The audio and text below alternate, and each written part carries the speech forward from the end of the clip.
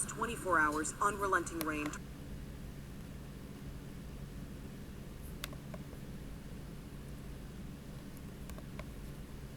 We all know that New York City has had a long history of rodent and roach problems.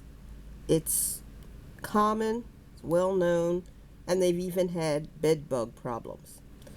Now they are hit with these torrential rains that are going down in the basement of buildings and all of the subsurface infrastructure of the city. The city is not prepared for this, and the buildings have not been kept up and are not prepared at all to handle flooding. These floods will continue to cause destruction over the winter months. These wood pillars, the basement wood, the substructural wood, and so forth will not dry out, if at all, at least until summer comes. And in the meantime, that wood is going to weaken, mold, and deteriorate.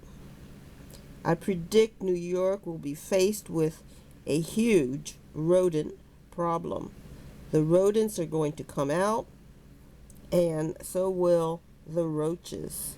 They love a moist, damp area, and they will seek into the cracks of the wood in the basements of those buildings, in the cement cracks, and so forth.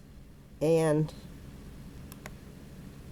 we will hear about this in the future.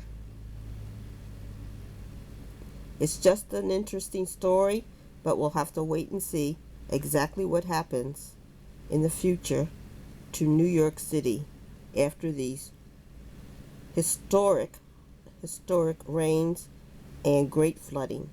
New York just was not meant for this type of weather.